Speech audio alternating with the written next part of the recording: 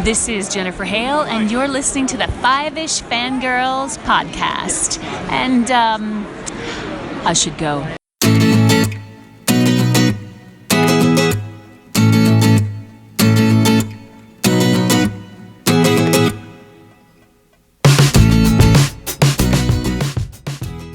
The tangents as we continue all the way to episode 330 of the Five-ish Fangirls podcast. And it turns out going back to conventions is kind of like riding a bike, but with a lot more stuff. Welcome everyone to this week's episode of the Five-ish Fangirls podcast. So glad you could join us. So let's start off like you work with a virtual table and see who's joined us this week.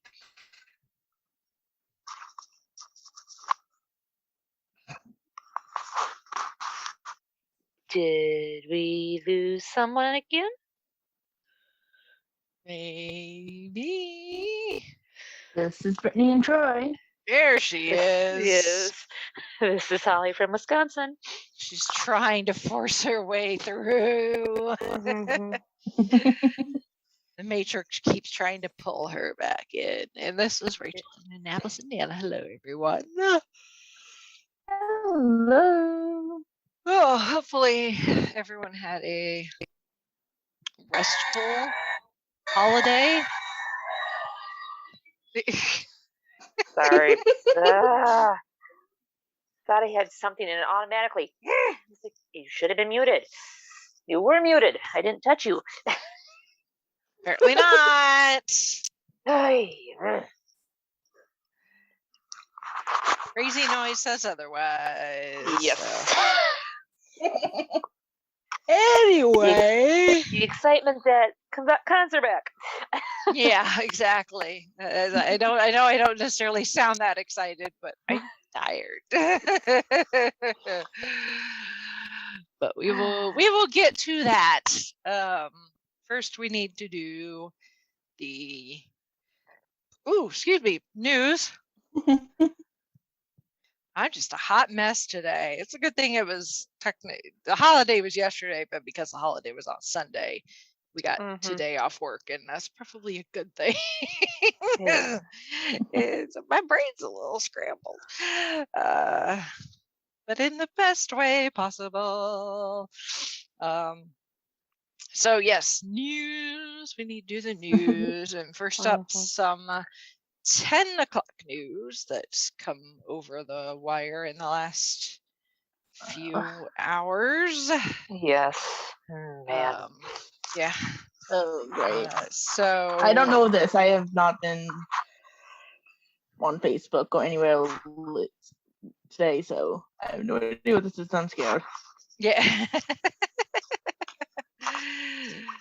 Well, 10 o'clock news is never fun.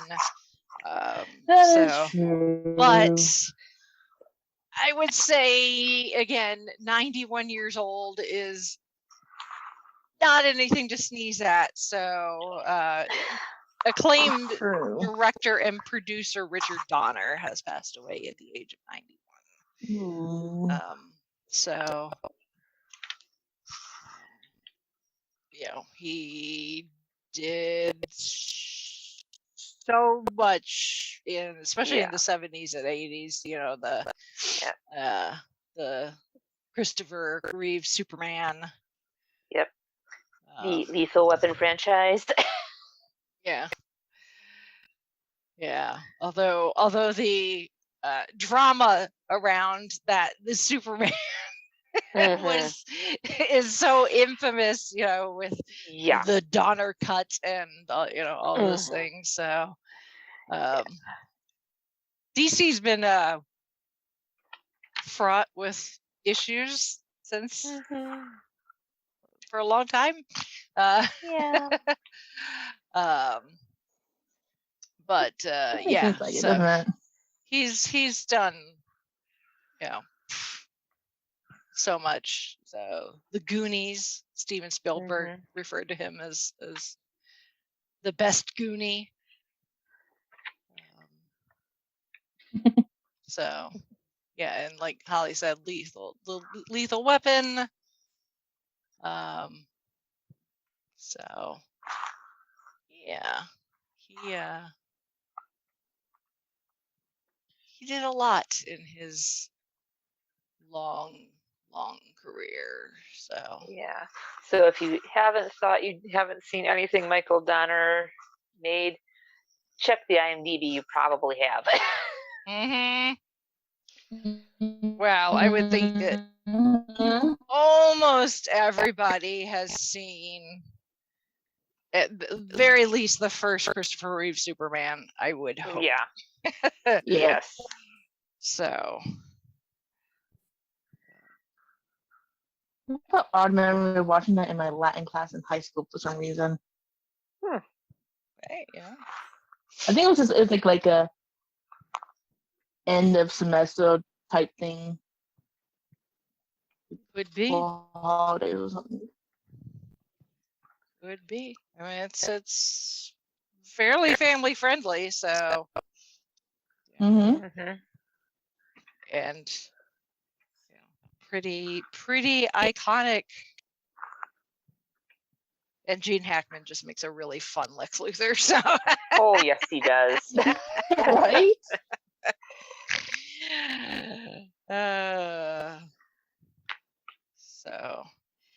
So yeah, Richard Donner. Go watch something that he did in remembrance, I guess. It was just the 4th of July yesterday as we're recording this, so go watch Superman. Mm-hmm. Yeah. So yeah. So that's our 10 o'clock news. So let's move on to happier things like some convention news. Conventions are coming back. They're back. But looking ahead to Gen Con, which, as we have mentioned, has been temporarily moved this year from August to September, which on one hand is like, oh, that seems so far away, and on the other hand, it's July, so it's less not than that 2 months. Yeah. It's not that far away in the grand scheme of things. And it's going to go by like that. Yes, exactly. So if you've been out of the loop, badge registration opened late May. But now at the end of last month, registration opened for the online version. So if you can't attend Gen Con in person, there is going to be online stuff available, plus the Gen Con pop-ups, which you can see the schedule for those on the website as well. Registration is now open for those.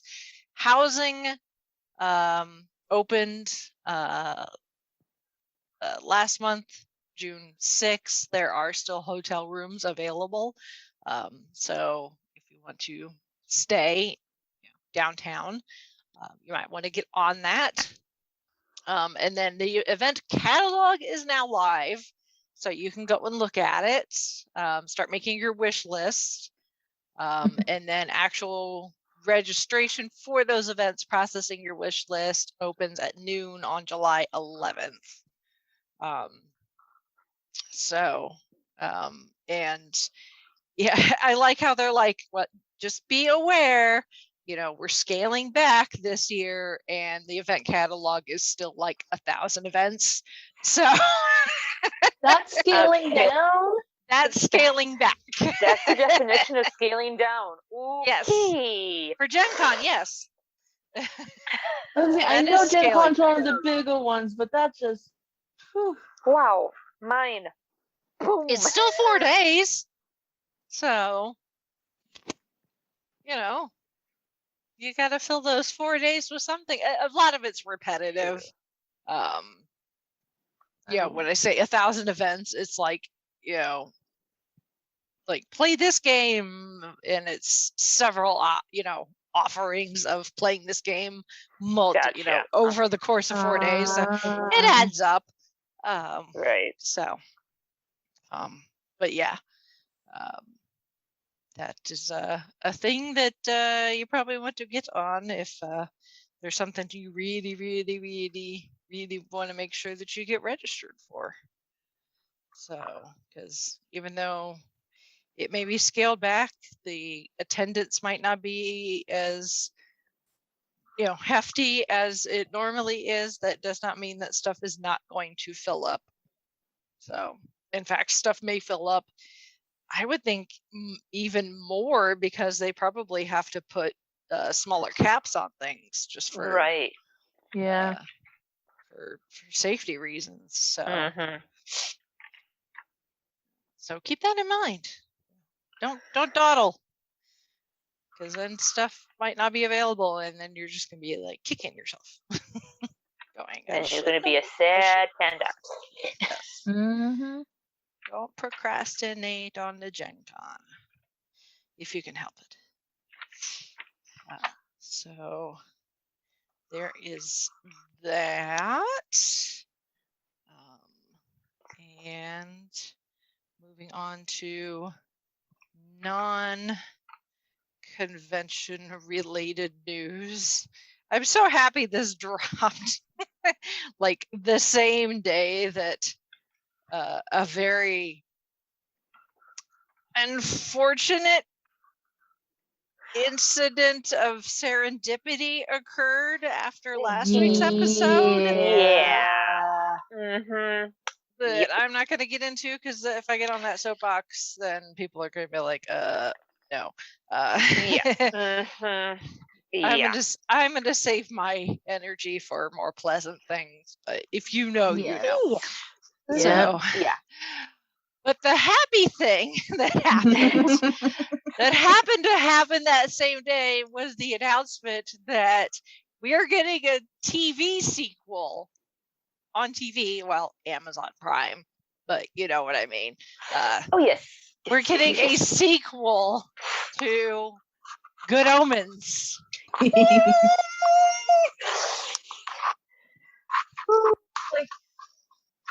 this is one of those things, like I remember him, Neil Gaiman saying that they had planned a sequel. Well, and they pulled stuff from the sequel that ended up in the series, in the miniseries. Yeah, he put it in. Yes, and I thought, okay, that's gonna be it. I didn't, and then seriously, that's awesome! Can't wait. It's like one of those I was not expecting it, but I'm very, very happy this is happening. So, I mean, I guess there's an upside to Prodigal Son getting canceled. Yes. Yes. Don't worry, Michael is Still not a little bitter about unemployed. that, but upside. Yeah. Someone kind of whip yeah. in from Angel to Siri back to Angel. Yeah. So it's like, the internet kind of imploded there for a while, because the news spread, and Neil Gaiman was like, I've wrote this blog post explaining, the how and the why and all of that, but people weren't bothering to read it. They were just commenting like, this is stupid. How can they do a sequel? There's not a second book, blah, blah, blah, blah, blah. And other people were like, did you read Neil's post? And they're like, no. Read it, and the rest of us are like, the TLD. Shush, be happy. I like Neil's Yeah. But I mean, even I've heard from some people, even after getting Neil's explanation, there's still people that are like, I'm not sure. And I'm like, why are you being so negative after the year that we've had? Mm-hmm. This I'm is just like, good. Yes, this is good. I'm Don't here look, for the don't look a ride. gift horse in the mouth. Uh-huh. Take the goodness that we are being given. Yes. Now, if we could just figure out a way to get ourselves to Scotland. Yeah, exactly. Really. Yeah. So if you know anyone that lives in Scotland, or you live in Scotland, or know anyone that could temporarily relocate to Scotland, starting in what, like August, September, something like that. Yeah. In a few months, Amazon is looking for people to work on the shoot in like a lot of different roles. So, but you essentially need to be able to go to Scotland, have your own transportation, and be able to stay there, forever. How long the shoot ends up taking. But yeah, they go will read. train you. Yeah. That's the thing. Is like you don't really need to know anything. They'll train you. Yeah. Like, oh, why can't I temporarily move? Like, Yes. I don't know anything about filming or acting, well, anything. I know Good Omens. Like, I know that. Sure, a little baptism by fire, I wouldn't mind. Yeah. I'll be I Gopher. wouldn't mind just being like, yeah, exactly. I wouldn't mind being a Gopher. I have training in that. I've done that before. Yeah. Yeah. So, if you know anyone that can apply, go do that, and go read Neil's posts and subsequent comments on the interwebs since then. The man is a treasure. Yes, he is. So, but I am why definitely, I still have my Twitter account. Yeah, I am definitely one of those people that I am not going to take. I have complete faith and trust in Neil to do this. Yeah. So, I mean, he and Terry were best friends, and he knows what Terry would have wanted, and he will make sure that those ideas that he and Terry were bantering around like 30 years ago when they first came up with the idea for the books in the first place, and we'll make sure that this is not Good Omens 2, the Neil Gaiman cut. There will be Terry Pratchett in there too. Oh yes. Yeah. And hopefully some more Queen music. Of course. Well, this is gonna be. Some things won't change. So Exactly. And if anything else, this is once again reminding me that I really need to get on that Aziraphale cosplay. I was wondering, is this going to spark it? It's definitely going to be moving up the to-do list. So, but yeah, I'm excited. I'm very, very excited. Okay.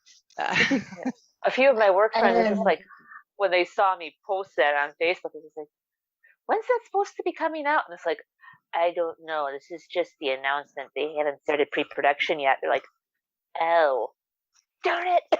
Yeah. Well, I mean, if they're doing like filming and stuff later this year, it's probably gonna be next year. So that's what I'm guessing probably about like the same time it was in 19. Like I'm assuming it's gonna be probably May in 22. Yeah. That's my I'm guess. just like, man, I wish it would be dropping soon so we could all watch it, but them keeping that tight-lipped. Yeah. Yeah. So they'll start once Neil is more free from doing stuff for the Sandman. Oh, that's right. That's adaptation. So he's got that nice side project too. Yeah. Which reminds me, I got to get back to that Audible. Yeah. Same. Keep getting sidetracked by other stuff that's coming back. Yeah. Oh, but yes, that's exciting. So there is that, and then of course a little bit of housekeeping. New episode of Gold Standard is out in the feeds. Our episode on the waterfront is out there for you to listen to and get caught up on, and we'll be doing this month's Patreon request in a couple of weeks. We're recording that, so you still got time to get on Patreon so that you can listen to that when it becomes available. So, Yep. Wink, wink, nudge, Nudge, nudge. nudge. Yep. And of course, as we were mentioning yesterday, was July the 4th. So since the last episode, we have reached a new month. Yes, we have. And the book for the month for the Doctor Who Traveling the Vortex Book Club is we can call it a multi-master book called I Am the Master. Yes. I've been enjoying reading it, so. And for those of you who are still wondering, why not the River Song one? That hasn't come out in physical copy release yet. As soon as it hits physical copy, it will be put up on the pole. We always want to make sure that the options are as widely available to everyone as possible. Exactly. Yep. So that's why there's a little bit of a delay. Good things come to those who wait. Yes. Exactly. So that is your housekeeping. And we don't have any feedback, so we shall move on to this week's main topic, which is, as of this past weekend, I went to my first convention since November of 2019. Wow. So, yeah. That's an insane long time for you. Yeah, it's really wild talking to other people that are, pretty regular in the convention going, part of fandom. And, there are people like, yeah, I went to whatever in early 2020. And I'm like, I haven't been since late 2019. So it has been a long time for me, especially a multi-day convention. I haven't been to a multi-day convention since Gen Con of 2019. So almost 2 years. So InConJunction, which is, a local homegrown home run here in Indiana, celebrating 40 years actually this year of that particular convention. So that was kind of exciting. So this was my 5th time attending InConJunction, I think, is when I did the jogging memory. So, I'm not as seasoned as some of the people that attend who have been there since year one. But it was definitely the best choice for returning to conventions because it is, even without the having to scale back a little and change some things because of the pandemic and everything, because we're not in the clear yet, but we're getting there. A lot of people are vaccinated or in the process of getting vaccinated, and so people's comfort level as far as being out in public and that sort of thing. Even with those adjustments, this convention is still very laid back, low key,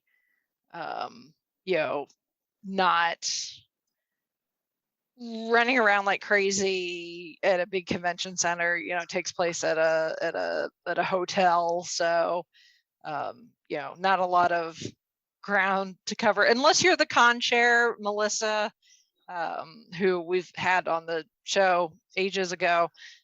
She was the chair for the convention this year, and she tweeted earlier today that according to her smartwatch, she logged 25 miles over the weekend, just running from point A to point B. But when you're the person in charge, that makes sense. It adds up. So yeah, I had a table again this year in the vendor hall.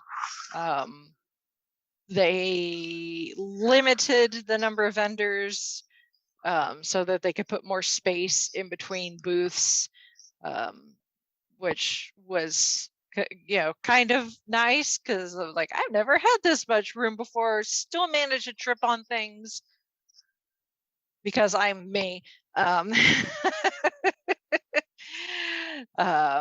So, but this, you know, because of this being the return to conventions since before the pandemic, not only was I able to you know, promote our show, you know, the Five-ish Fangirls, but it also meant I was promoting Gold Standard. So that was fun. I got a small tabletop size sign for Gold Standard, just because in general space tends to be at a premium for these things. So just looking ahead to the future, I'm like, go with a smaller sign this time around, so that down the line this won't be an issue as far as space, because if I had two of those, like, you know, 6 foot tall floor signs for one for each show, that would take up some valuable space. But yeah, and I had business cards for both, so that was kind of fun. So, you know, I was talking to people and like introducing myself at panels, which I'll get to in a moment. You know, it was like, I'm a podcaster. I have 2 shows because I'm crazy. Like, what did you do over the pandemic? I started a 2nd show.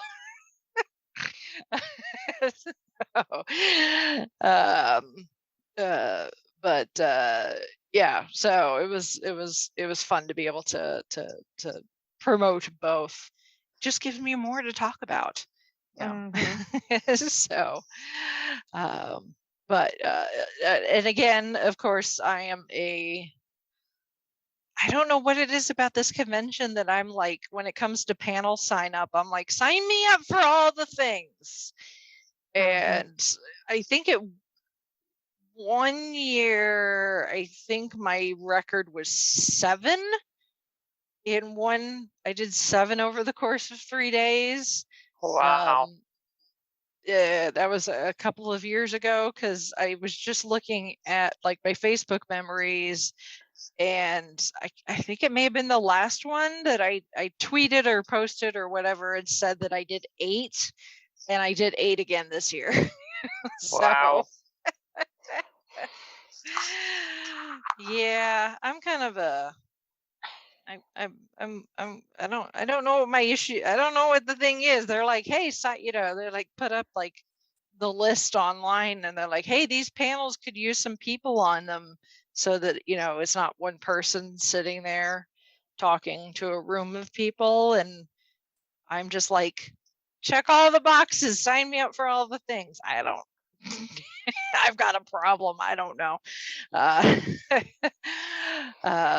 So Rachel, there's worse problems to have. That is true. That is very, very true. But once again, and I believe this is something that I have mentioned when talking about this convention specifically, is the thing is, when you're doing that many panels and you're tabling by yourself, when you're at panels, no one's at your table. So if somebody stops by, there's can't nobody talk there to to them. talk. Yeah, there's nobody there to talk to the people. So I know people stop by because I definitely left with less business cards than what I went with. So at least when people were stopping by, they were picking up business cards. So Well, that's good. yeah, that's a good thing. But yeah, I really need to either need to have help so that somebody can man the table when I'm not there, or I really need to like rein myself in when it comes to signing up for stuff. But there were just so many good options, not including the 2 I submitted myself. So I mean, the 8 includes the 2 I submitted myself, but still, you know, I You should have apparently like Chauncey, like be with you and like stop you when it gets a little too much. Yeah, or something. Or like I'm gonna like, you know, I may need to have you guys like be my people to like keep me in check. So when InConJunction's coming around again next year, you can be like, Rachel, 4. not 8, not 8. Like, you like have like send Compromise. us a message 4. every time you go on, and like you say, okay, this is where you stop.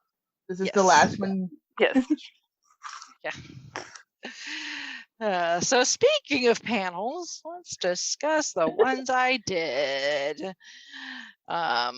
So the first one that I did, and really was the first one of the entire convention, was on Friday afternoon.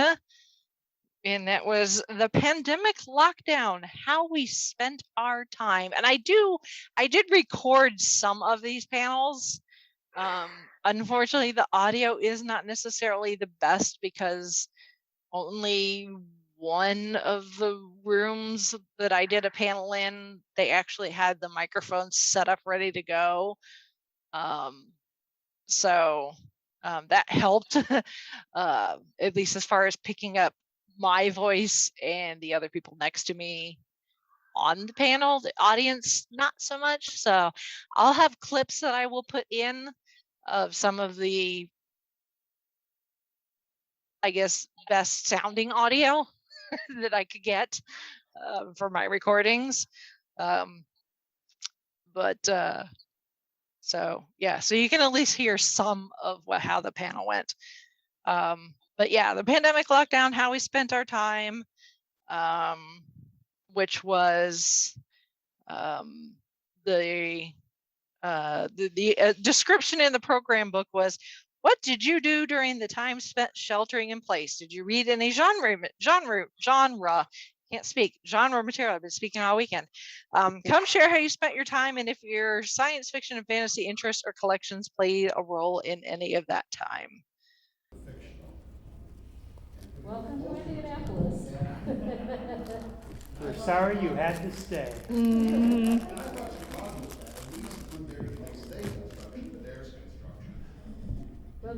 No, we just like to put out orange cones. Yes. Because And orange barrel. they think they look nice. No, I thought we used them to keep the ground down. Yeah. They completely tore out the I-70 and I-65 north split, and so It's the unofficial state bird of Indiana, the orange barrel. Yep. I take it you have your own podcast. Yes. It says so on your shirt. Yeah. I'm still working on the sleep part. I at least recognize that and said, okay. Well, if I Aren't we all? Yeah. And logically think I can get to the hotel from this spot. My question is, can I do the reverse? we like to think of ourselves as the Hotel California. And just my only. It's exhausting. the first thing that comes to mind in terms of moving forward with what might be considered dead space to work with is just how did people adapt? What was the first thing that you conceded to doing that then led to everything else? I rearranged a lot of furniture. Waking up. There you go. Replaced some things that had needed to be replaced. My husband and I, we combined our stuff when we got married, and it was all, your early 20-something college-year furniture.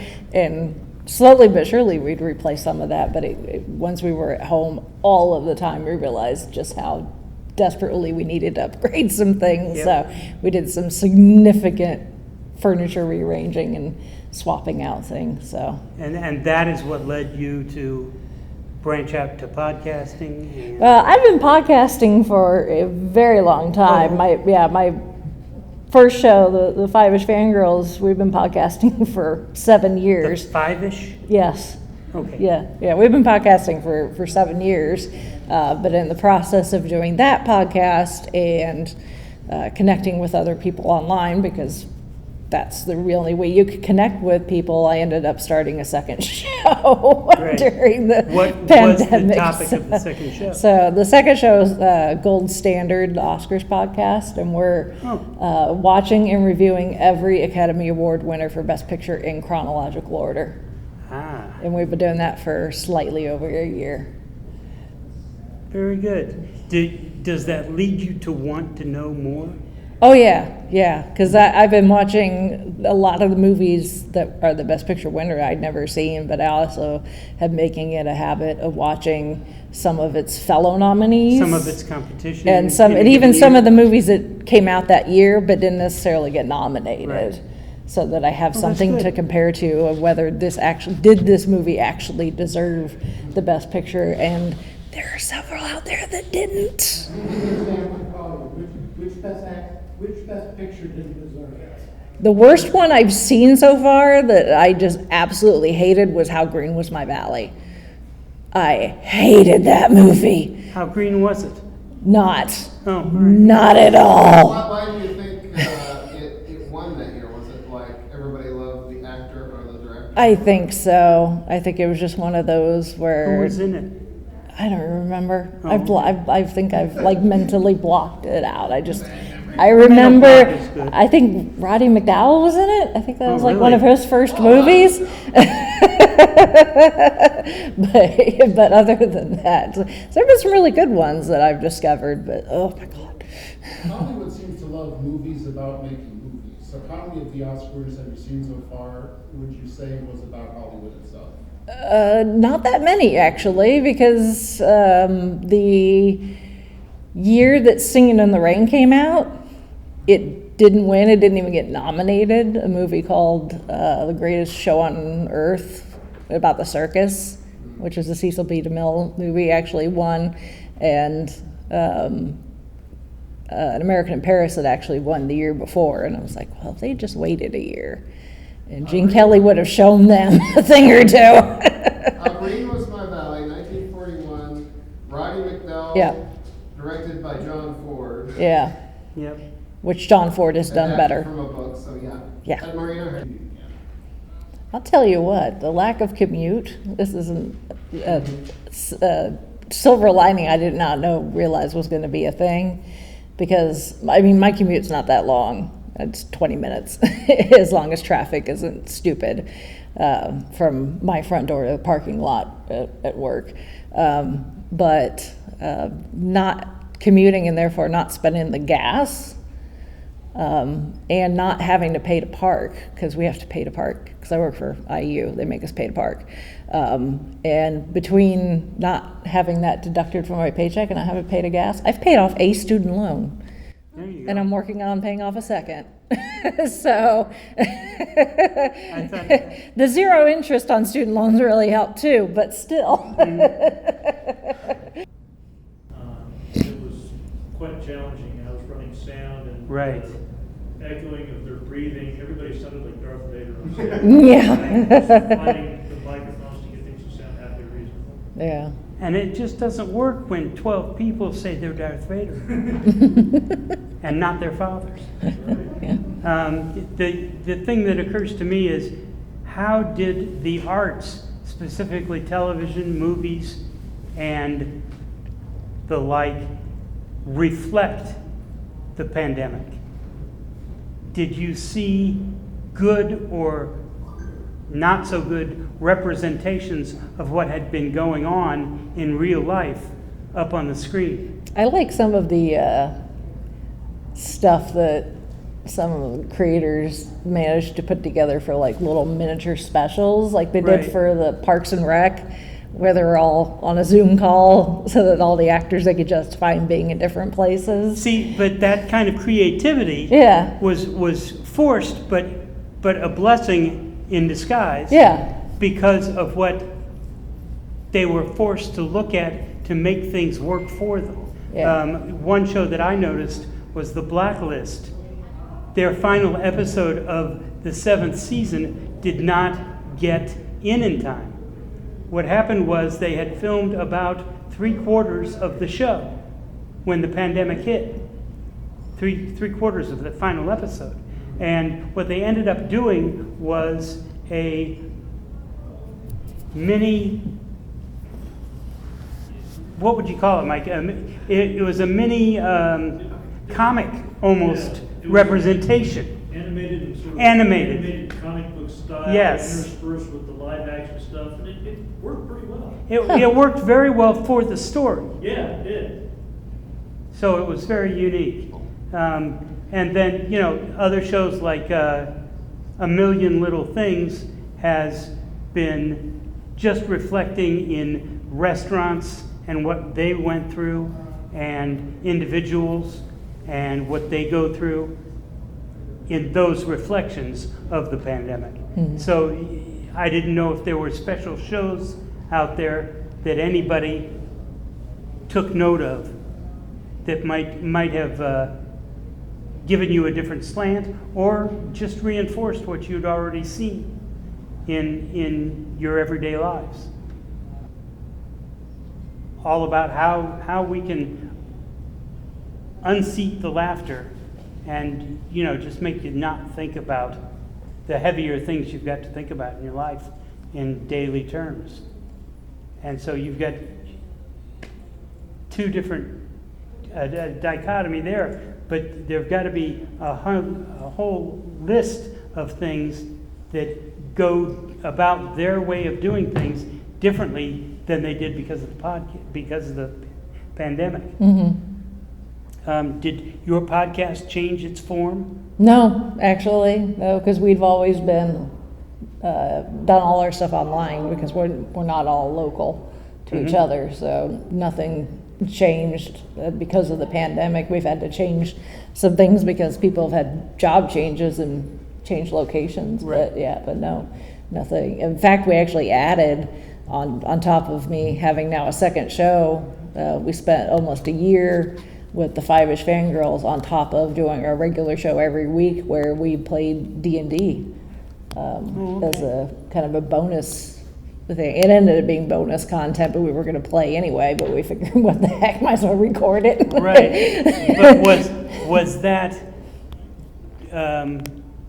that germ of an idea proffered up because you had so much extra time on your hands? Yeah, because one of my co-hosts, Chrissy, and her husband had already played, so they were seasoned, and her husband Jared is a DM, so he was doing, they're both librarians, and he was doing D&D for the library he works at, and the rest of us are like, oh yeah, that would be kind of fun to play Dungeons and Dragons, and Jared was like, yeah, I'll be your DM, and it taught us everything, because three of us had no idea. None of us had never played before, so we had to learn from scratch. Have you watched Stranger Things? Well, yeah. I mean, I knew the general gist of it, how it worked, but I never actually played it, so I didn't know, By the way, how to do like back for a fourth season. Yeah, how to do like, come up with a character and a backstory and all the attributes and everything. So, but I thoroughly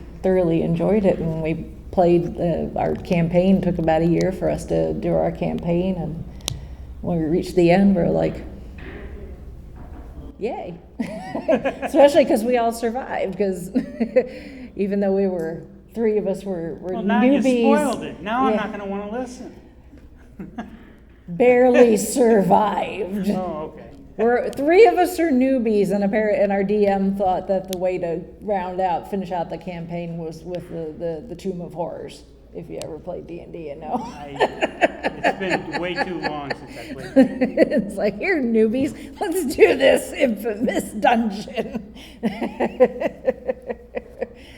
Thankfully, he didn't make us speed run it. Audiobooks have been one of my big go-tos. I've read a lot. Air quotes. I've read a lot of books during the pandemic. But is that just looking at the radio? No. Seeing the words stream out? No, it's just okay. I got a library card, something I didn't have for my local library, which they've been a godsend as far as being able to get my hands on stuff. But it gave me, but my... When you went to the library, did you see an uptick in activity? No, actually, the library's been fairly quiet, although I'm in there like at least once a week, so I think I'm on a first name basis with all the library. So at least they know my face. They're like, hey, how you doing? What all did you get from the library? Well, I mean, it's helped me a lot with watching all those Oscar winners, those Best Picture winners, being able to get the DVDs from the library, especially being able to loan stuff out from other branches if my branch doesn't have it. But a lot of times with your library card, they give you access to a lot of digital stuff too. So like Overdrive, which is a lot of ebooks and audiobooks. So I've done a whole lot of audiobook listening because I don't have the patience to actually sit and read pages. I get bored. But if I'm at like the gym or something, I can get my miles in on the treadmill while listening to a book. And I think for a lot of us, it was the discussion was things that we watched and or read. A lot of people spending time with their pets, which was nice. You get to hear stories about people's cats and dogs and stuff. I did have, because I was like, during the pandemic, I started a second podcast and told them about Gold Standard, and they were like, what's the worst movie? What's the worst Best Picture winner? And I was like, or something along the lines of that, and I'm like, how green was my valley? Valley. That's easy I can remember enough. you going on about that. How green was my valley? Worst movie ever. So I'm feeling most of the people like, I've never even heard of that movie. Mm-hmm. Yeah. And then you made it pretty much through all 15 seasons of a certain TV show. Yeah. I was like, I watched all of ER, however many seasons that ended up being, and Supernatural. So a lot of binging of TV shows. Waiting for the Marvel stuff to come out. Exactly. Just biding my time until Marvel came back. So that was fun. It was a good way to kick off, everything. Like, hey, we're back. What have you been doing for the last year and a half? Essentially. It reminds me of like in school, like, what did you do over your summer break? A little bit. Little bit. In this case, everybody's summer break was a year and a half long. Oof. Yep.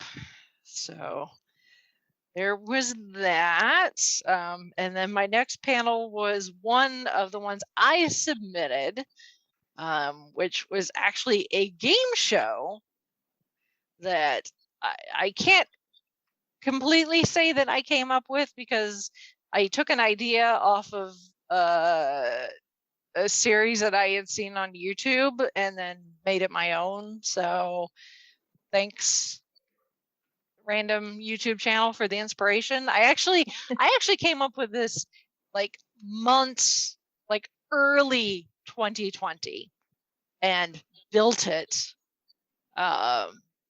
Came up with all the clips and everything, and built the whole thing, and then everything got canceled. So I'd even submitted it in the online thing for InConJunction. So it was sitting there just waiting to be approved for whenever it was able to happen. So then circle around to this year, and I'm getting into con crunch, like the week and a half before the convention. I'm like, okay, I need to start getting like my stuff together and all these things. And I'm like, well, I've gotten a new computer since I did the thing last year, so I need to make sure it works on this computer that I'm going to take with me. And I go. Oh, that's right. Yeah. Didn't you have some go problems to with the file transferring over or something? Or no, it formatting? was gone. Oh, okay, that's what it was. I couldn't remember. It was completely, well, I say completely, it was 95% gone. Ooh. Yeah. I had the folder, and there were a handful of files in it, but the majority of it was completely gone. So I had to end up rebuilding almost the whole thing from scratch. Thankfully, I know what I'm doing, so True. but still, it's like that's time that I could have used elsewhere. So, but anyway, despite that technical hiccup, I'm calling it Name That Backwards Tune, because that's essentially what it is. Because I figured name that tune when you're talking about recognizable like theme songs from like movies and TV shows. I figured doing them just straightforward would be too easy. Oh, that sounds fun. Yeah. So I was like, well, let's take those clips and reverse them and make it a little harder. Nice. And that's exactly what I did. And I had 3 contestants that I literally, when I got to the panel room with my computer and got it hooked up and worked with the AV guy to make sure that the sound and everything worked. And then it was like slightly under 10 minutes till, and there was like nobody in the room. And I was like, well, this is going to really suck if nobody shows up. So I literally went out into the halls and the vendor hall like a town crier, making an announcement like, name that geeky tune, in the special programming at 4:00, come play my game. Come view my game show, win a prize. Eventually I got a small handful of people to show up, enough that I was able to get my 3 contestants from the audience, which was good. And it did. Since we've been home, I haven't really had a chance to test it out with like a group of people. So Chauncey's been my guinea pig, as far as like, like how does this sound?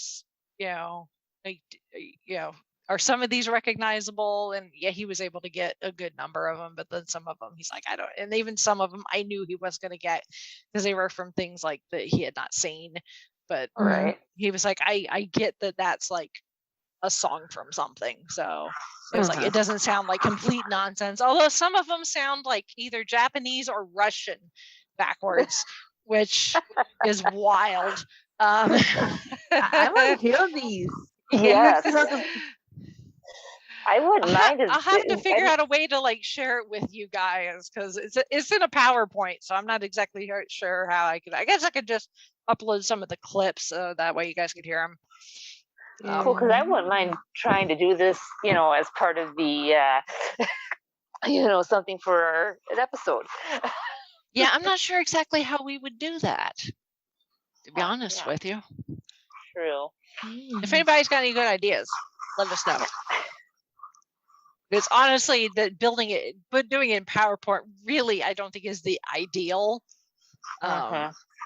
But I knew it would work because you don't need the internet for it. And I was like, I just need PowerPoint on my laptop. And that was fine, but it's not ideal as far as like the controls and everything, being able to play and hit pause and that sort of thing.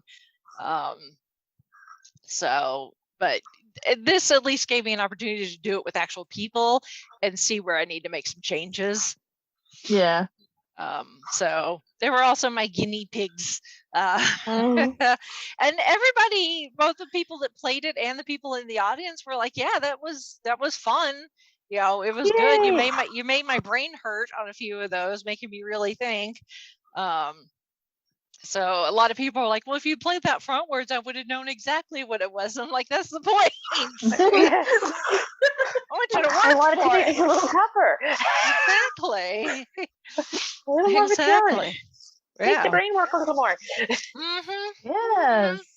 Exactly. So, yeah. So I'll be tweaking it and refining it so that I can try it again next year, obviously with different clips, because change it up. And thankfully, there's a lot of options out there. So it's not that I'm going to be hurting for content. But yeah, so that was fun. I enjoyed doing that. And then after that, I did my other panel that I submitted that I do pretty much every year, Podcasting 101. Pretty straightforward, I think. This approach to that is really admirable, and I would like to try to elevate that aspect. When I'm talking into the video, maybe I need to do something more scripted. Yeah, I would say that some of the ones like that where, like, especially where they're very talking head educational, that's a very loose term, but at least the ones that I listen to, they tend to be more scripted. Even if it's not just the one person talking, even if they've got other people, they have a pretty tight script that they follow. Like, I'll say the one, what's its name? Cautionary Tales is a good one. It's just one guy, but he tells a story, and every now and then they have in like little vignettes where they'll have people playing people and have some sound effects, but it's not like necessarily the entire podcast, but it's obvious scripted. Even the guy narrating. Behind the Bastards is another one where he usually has, his producer talks with him a lot, usually try to get him to behave, because he'll go off the rails. But he almost always has a guest or two, but it's still informational, but it's very obvious that he's got a script because he does a lot of research talking about things. So from a setup, I've got to the situation where I've mostly been doing what I do in an apartment building, which is next to a very busy road. And although I don't hear it often, every now and then I will hear the traffic being picked up in the mic. So I'm working on right now actually getting an acoustic booth. yeah. And try to get rid of those kinds of aspects. But from a technical standpoint, what kind of mic do you use? Do you all take it all out? I mean, the whole bunch of thing. I looked into it a little bit. Sort of going into the direction of this is really kind of tough.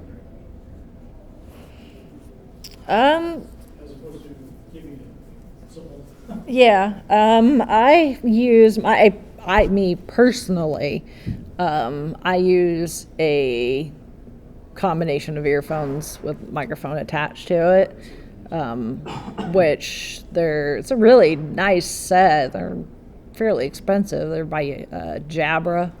Oh, yeah. Yeah. Although I don't think they make one. I'm gonna have to jimmy rig some sort of like pop filter. Because it's like even I can hear like the air on the microphone sometimes. So Yeah, I've put the mic up like this. Really, I have a Logitech headset. yeah, Microphones that I will pick up by breathing, so I have a tendency to, unless I really pay attention to what I'm doing yeah, when I'm speaking, yeah. it comes off really easily, just bother. Yeah. Well, nobody likes the sound of their own voice. That could also be where you're. I'm actually breathing and the Yeah. microphone is picking it up. Yeah. That could also be where your mic is positioned when you're talking. On our Go stuff, like what we have setting in our booth right now, we use the Audio Technica's broadcaster mics, and if you sit it to where you think that okay, I can hear everything, it sounds good, then you do pick up all the breath. But if you set it like out here, just high enough where you're talking to it, and you have everything pumped just enough, you get really good clean audio, and you don't hear the things. It's all about where you. Interesting, because I hadn't place it. considered putting it out further. I kept it low, but I was still picking up. Yeah, a decent quality microphone. A lot of people don't realize this. You don't have to be looking. It doesn't have to be like you're gonna lick it while using it. I've been in like round table situations, and the people are like right up on the mic. I'm like, you don't need to do that with that type of mic. You can sit like a normal person, but just the people that aren't familiar with using microphones, they all just assume that they have to like be shoving it down their gullet, and it's like, no, that's not necessary. They're talking to the wrong side of it, like some condenser mic.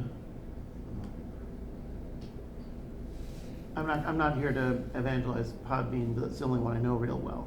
So That's what I was thinking. That's what I wanted to say about the speakers. Like that's the one that I'm really familiar with right now. Yeah, we use Libsyn. Yeah, that one's been around a long time. Yeah, which that was when we were looking. That was the one that came highly recommended when I asked around, and that's the one we've been using for almost 7 years because we weren't using any sort of hosting for the first 6 months or so because we wanted to see how it went first, and see if something we actually wanted to start putting money into for like hosting and stuff. But yeah, so we joined Libsyn, and knock on wood, 6.5 years of using them, we've never had an issue. Like no broken downloads or anything, and they're built in, and they've expanded as more and more platforms have started taking on podcasts as a medium. So now you just go into your account and you're like, hey, do you want to be on iHeartRadio? Press this button and it just does it. They just submit all the information that platform needs on your behalf, so you don't have to worry about like the copying, pasting, and figuring out forms and all those things. So As far as we usually get, at least a couple of people that show up for that one that have questions about hosting and equipment and that sort of thing. Because there's always people every year that are like, I thought about starting a podcast. I have questions. I will help answer those questions. So that's pretty straightforward, I think. Podcasting 101. And then we had the opening ceremonies. So that was, again, kind of nice to just have everybody in the main programming area and, be like, hey, we're here together. Yay! Kermit flail. And then my last panel of Friday was the end of the 13th Doctor ? So it's give both the panelists and the audience an opportunity to talk about Jodie Whittaker's run as the Doctor, and it's like, happy, upset, indifferent. What did you like? What did you didn't like? What would you like to see changed? That sort of thing.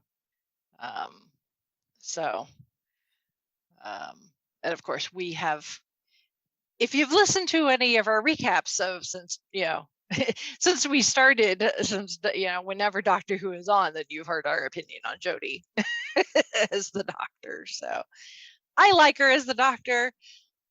I think Chris Chibnall is, he's obviously a decent scriptwriter with the right story and kind of genre, because he did Broadchurch, and Broadchurch is great. It's it's amazing. But Broadchurch is like a completely different animal than Doctor Who as far as genre is concerned. And I think that's where I just think Chibnall is not necessarily in his wheelhouse with Doctor Who, I think. But that's just my opinion. So, but anyway, that was a interesting conversation at the very least, and everybody was nice. So that's the one thing I do like about this convention is, you've had some of these different panels like that where people are giving their opinion, and even though there's go wrong. Yeah, that can go wrong really easily, but that's not been the case that I've ever experienced. So That's good. Everybody has been respectful of other people's opinions, even if they're not the same opinion. So I will commend the InConJunction fans for that. So that was Friday. So then I went home and fell asleep. And then came back Saturday morning for my first panel of that day, which was the MCU 2021 and beyond. And this one, we went over our allotted time and probably would have kept on going if there hadn't been something else scheduled. I'm honestly not surprised. Like, not like that. Yeah. But even the way that they did it in the show, you had empathy for him as a person because he was flawed. He was trying. They put him in a blender and they put him in a situation that he just wasn't going to win. Succeeded. Yeah. He just couldn't. No, and he couldn't measure up. No. The very Yeah. first rebound to putting on the cap suit was not going to go well. It just wasn't. And that was I thoroughly enjoyed watching him get his ass kicked by the Dora Milaje. You know?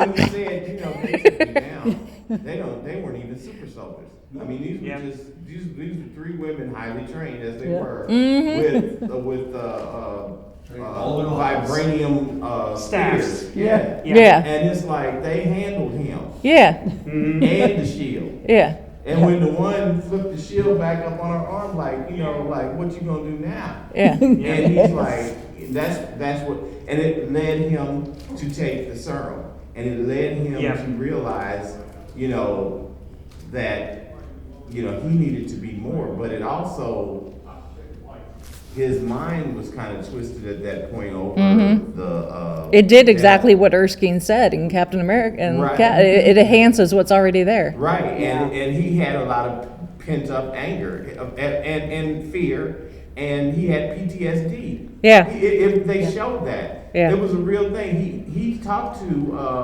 Lamar the things they had us do over there. Yeah. When we and that's something that's real. I've never seen combat. I'm a veteran, but I've never seen combat. But the thing is that when you talk to people who are veterans who have seen combat, war is hell. It's horrible. There's so many things that It changes you. Yeah, it changes you, and you know, people who have not experienced that, you know, are never going to really truly understand that.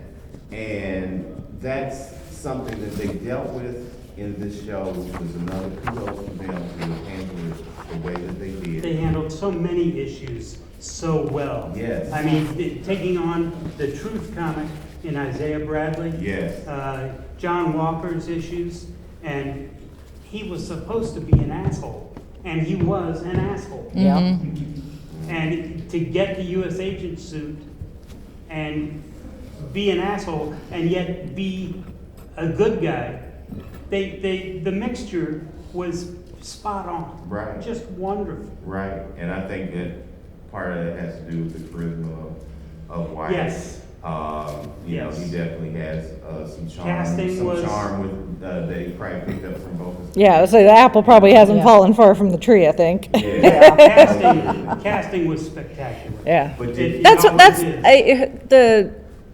I don't know if it's still the same person. I know it was for the longest time that Marvel was using the same, like, casting person. Oh, That yeah. head of casting. I don't know if she still is the person, but kudos to their casting people, Yeah. just since the beginning. Yeah. They've yet to cast anybody where I'm like, no. right. Exactly. You They've get- just you get been some on people the that nose. maybe aren't as highly valued or prized Right. as others, and that's an individual impression we all have to make for ourselves. Yeah. But at the same time, they're casting, I mean, everyone from Peter Parker to Tony, Yeah. Iron Man, it's just across the board. Yeah. Did anyone else notice in that series that the camera lingered on Lamar after he hit that pillar a little bit longer than, and so we know the twins aren't dead. Yep. Nope. Yep. They called. They're out there somewhere. Yep. They're out there somewhere, and we've seen them age from babies to. They did. I mean, it was. teens. Yeah, I would say it was. I think it was a genius way to do that because one, it plays into that trope that we see on sitcom where Yes. somebody has a baby and then like the next season they're like getting their driver's license. Yeah. Yeah. Right. So, but then it makes them the right age for Young Avengers. And Queens in the 90s/aughts eras.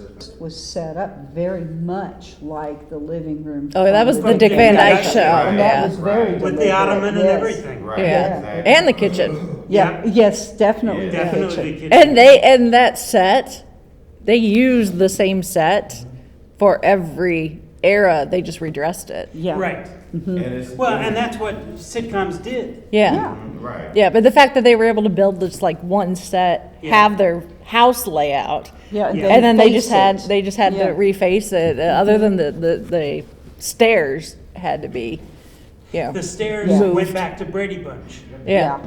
Right. Right. So- And it's interesting that how they explain why. When they explain why those episodes were based off of sitcoms throughout the decades or whatnot, that explanation, when it was first revealed, I was like, I'll be damned. Yeah. But That spoke to me as someone who did not have a lot of friends when I was a kid. I spent my childhood.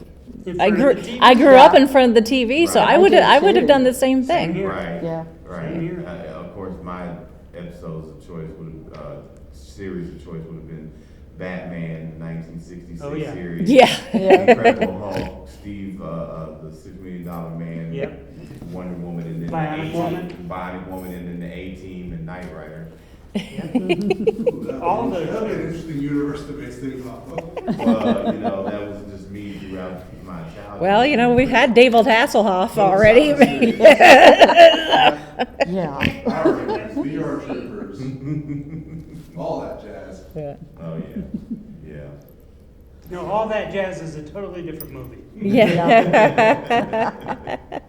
So how does, asking the audience, what are your highlights from the MCU thus far, and what are you most interested in Looking forward to. coming out? what I'm most looking forward to. Go. Like we were supposed to have an hour, and then there was a half-hour break between that and the next event. So it's not like we went over and we're holding up the other people, but even then, it was like we could have just kept going and going and going, and talking about the. Oh my goodness! It's like if compared, like thinking about like all episodes that dealt with the MCU. That's oh yeah, I mean when we can spend 2.5 hours talking about these 6 episodes of Falcon and the Winter Soldier, you know. It's like it's only 6 episodes. No, but you don't understand. This is 6 episodes in the MCU, and therefore exactly chock full of stuff. This is like 5 movies. Yes. Exactly. Yes. So yeah, that was a lively discussion to say the least, and everybody's very excited about what's coming down the pipeline. So you know, the stuff that we know is coming, and even the stuff that we don't know is coming, or at least the stuff that's not scheduled. We know is coming, but isn't like with a year next to it, just like this is coming eventually. So I find speculating like, ooh, this is gonna happen, or this is not gonna happen, and that's always fun. Yeah, almost worth the wait. Yeah. Yes. And then my panel after that was the best thing ever, which is the official description, because this is not one that I submitted, but the official description in the program book is, we're known for our infamous worst of series, but after the year everyone had last year, we figure, what the heck, let's talk about our favorite things. What sparks joy in your heart? What got you through 2020?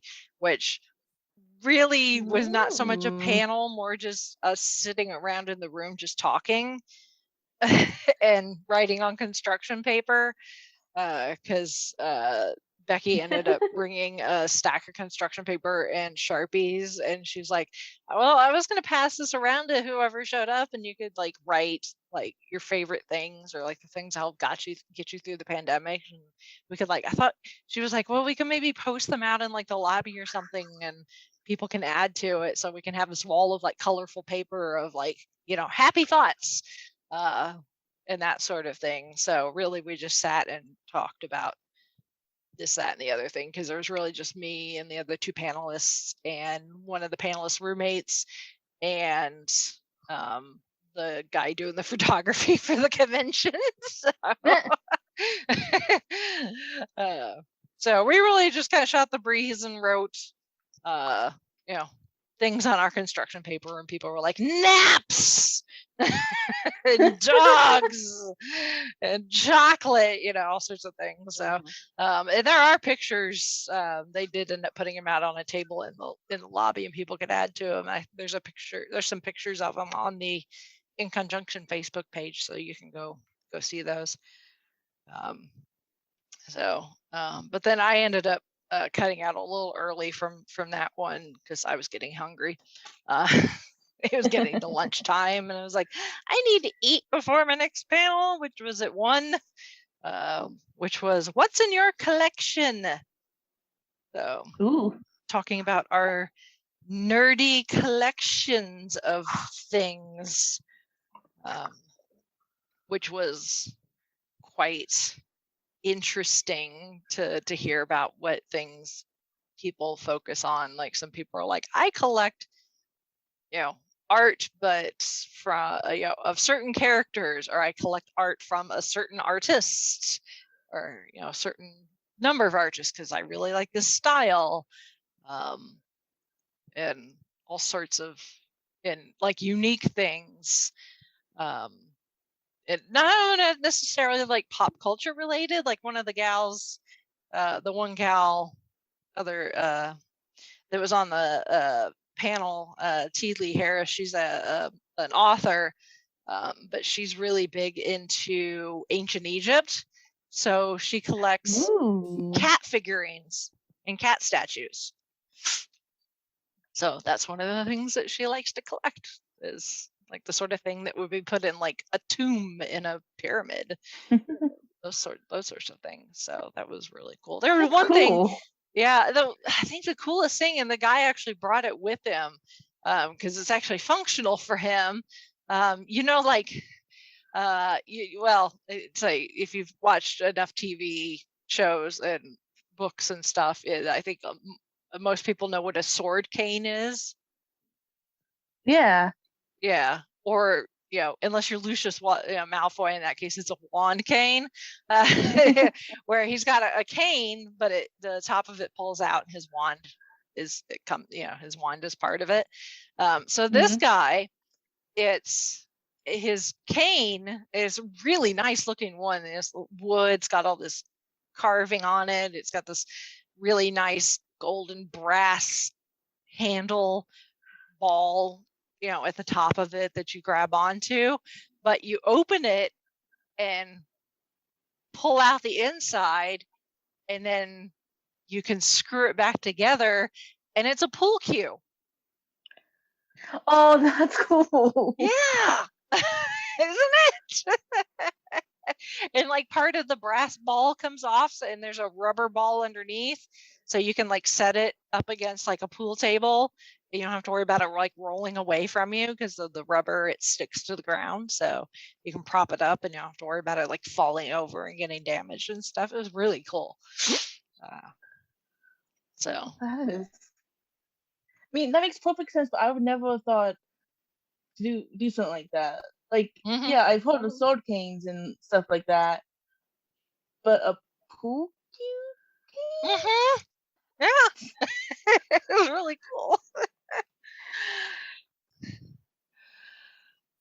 And then after that panel, I was just at my table in the vendor hall the rest of the day. And then when the vendor hall closed up for the day, I had like half an hour ish to kill, so I just found an outlet and plugged my phone in, let it charge for a little bit, and then at 7:00 was the masquerade, aka the cosplay contest, but they call it a masquerade because that just sounds fancier.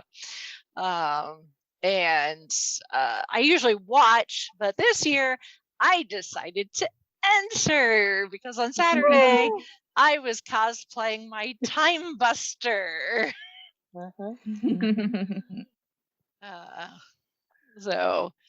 Which I have not worn since November of 2019, when I was at Louisville, where I got to meet Christopher Eccleston. So it had been a long time since the old Time Buster had been busted out. So I'd signed up for the masquerade earlier in the day. And then when it was time for us to go line up, they told us where to go, and they put us in the order that the judges had determined. I think it was just the order that we entered, I think, was determined what order that we went in. Funnily enough, I was number 6. Nice. I know. I was like, I'd like to think I played it that way, but I didn't. So we had a decent sized group, mostly adults, but we did have a few kids enter in the kids category. So that was pretty awesome. And the gal that won, her costume was pretty awesome, because hers was actually 2 in 1.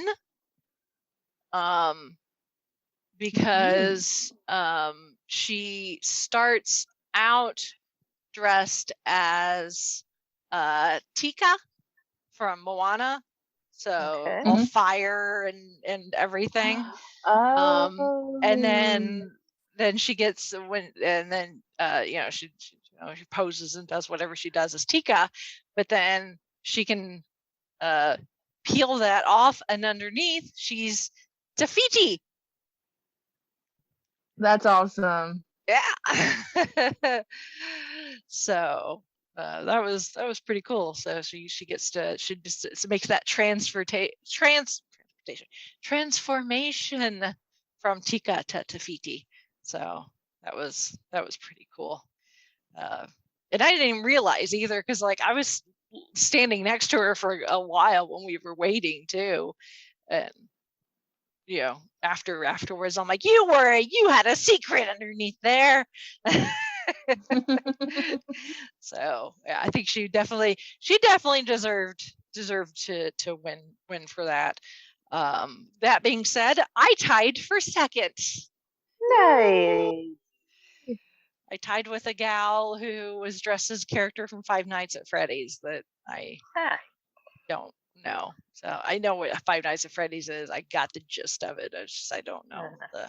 I was gonna say, I know it's a characters, video so. game, and I know like what like the design of, but I couldn't name anybody.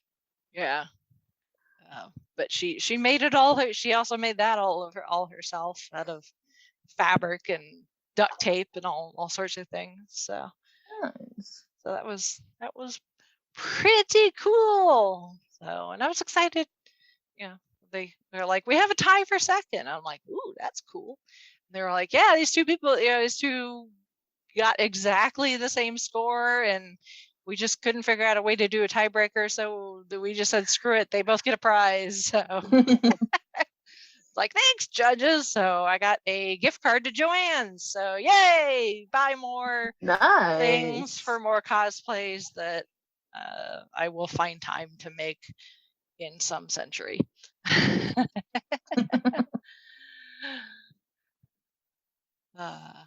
So that was fun. And I got a lot of compliments on my Time Buster. I included with my stage presentation my own Who-niverse twist on the commercial from the Ghostbusters movie. Yeah. The TV commercial. So you can watch the masquerade on the InConJunction Facebook page. So if you want, you can watch the entire thing, or you can if you just want to see me, skip ahead to the 7-minute mark and hear my little blurb. But it's not super long. We had like a dozen contestants, I think, at most, so it wouldn't take you very long to watch the entire thing. And go and watch and see all the others. So, because I have been on both sides in these things, both as a contestant and as a judge, and regardless of whether you're a new person to cosplay or a seasoned veteran, really on both sides, being judged and doing the judging, it is not easy. I don't care who you are. Yeah. So, big kudos to everybody that decided to put themselves out there like that. So that was a fun way to end my Saturday. And then Sunday, which was the 4th of July, was my last panel, which was, how did that ending work for you? Theme of the movie, what it had to say. Mm-hmm. You were talking to everybody before I walked in. Well, I was just, you introduced no, not really, but I mean, okay. I think most everybody's been in one of my other panels, so they know who I am, but for those and we've done a this couple may of be panels together. Yeah, so. yeah. In case you haven't, or you partied too hard last night. I'm Rachel Friend. I'm a podcaster and cosplayer. I like to call myself a professional nerd. But yeah, I'm a fan of things like the MCU and Star Wars and a lot of that stuff. But like the CWDC universe, I gave up on a long time ago because it was just way too soap opera-y for my taste. So Got a little bit. After so many episodes of like Arrow, I felt like I needed like a Percocet or something, an upper of some sort, because I was just always so depressed. So, I consider myself 12 different kinds of nerd. Because I'm a fan of so many things that are out there. Anyway, thought we'd get into it with. Do you want a microphone? no, Okay. I'm just venturing on the we don't need it. The person after us might, so you might as well get it warmed up, I guess. Hey, Ricky. Hello. Because I'm pretty sure the person after us probably needs it. I'm assuming pub trivia will require it. Where do you want to start?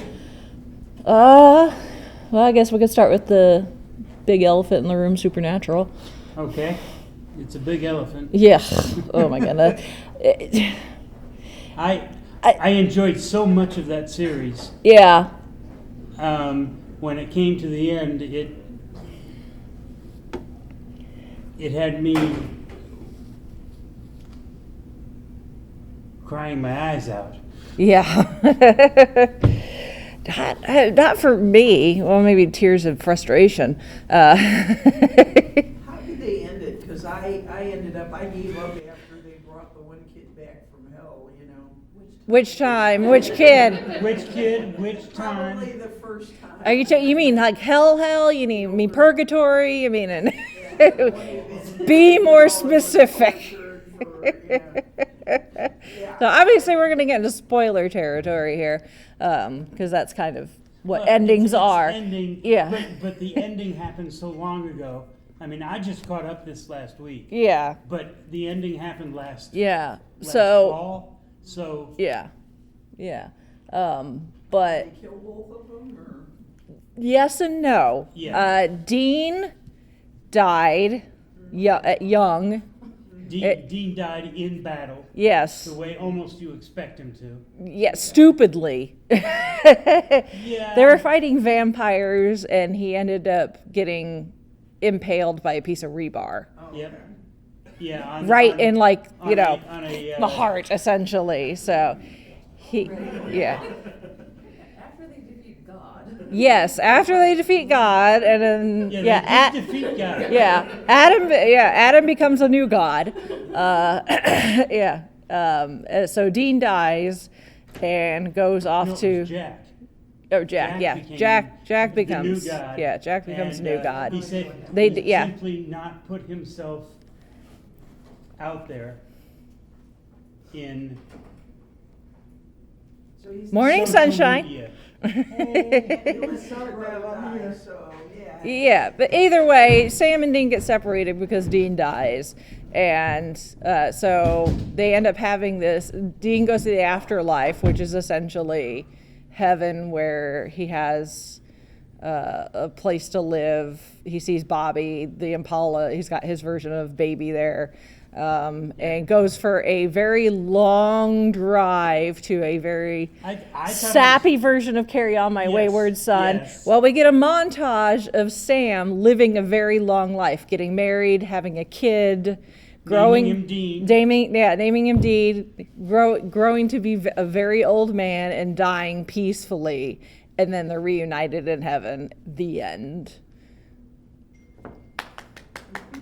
Yeah. Which sucked.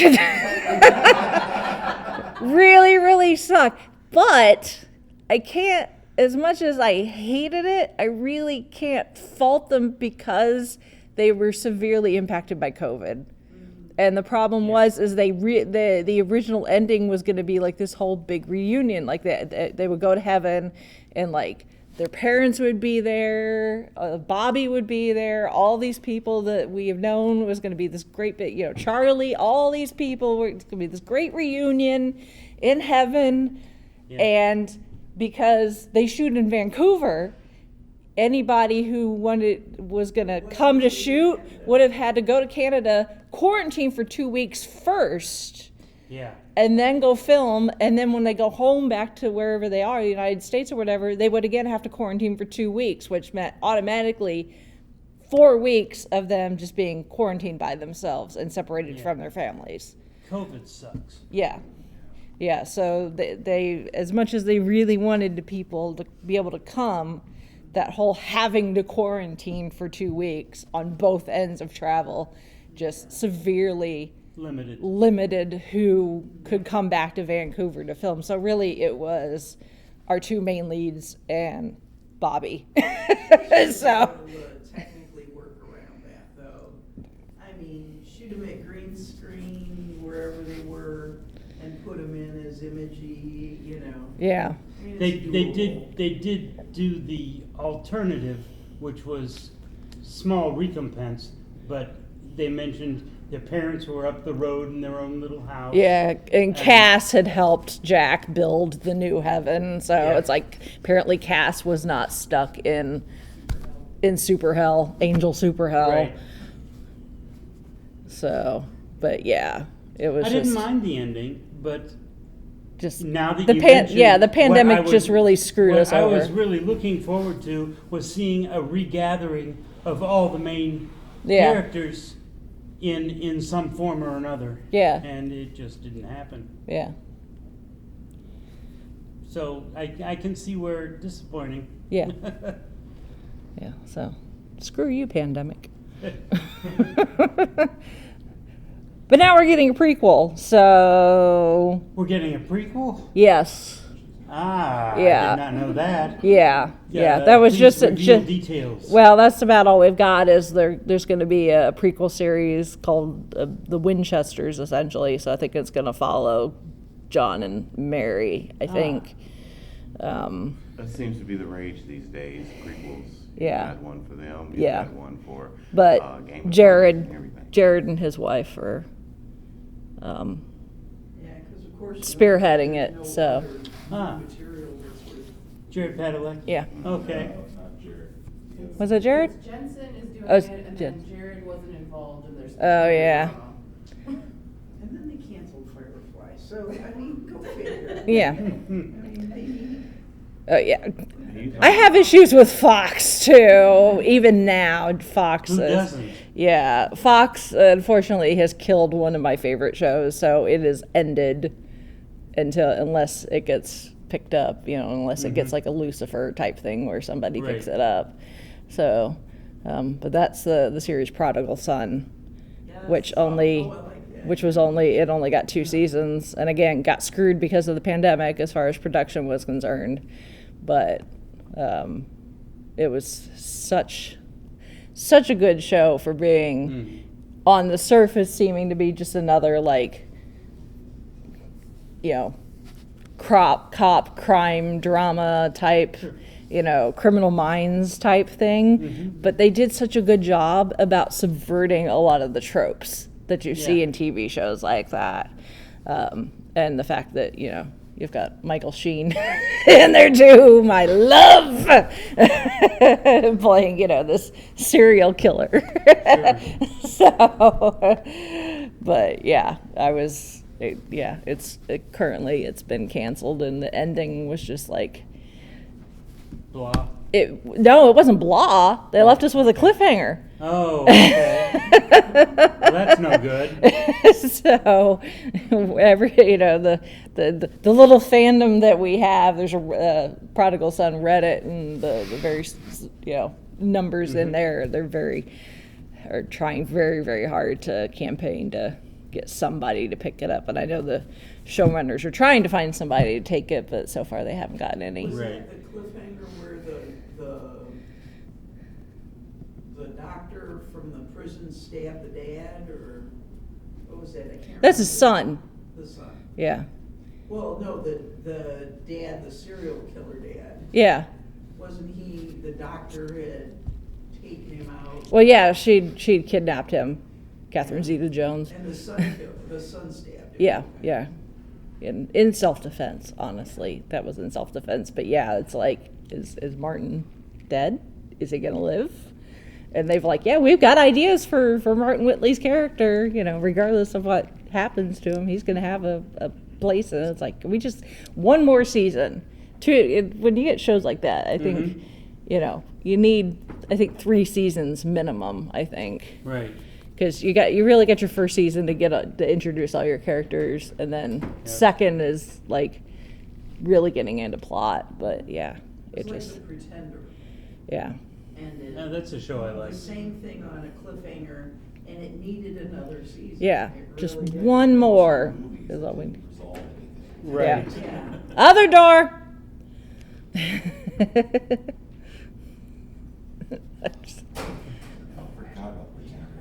Yeah.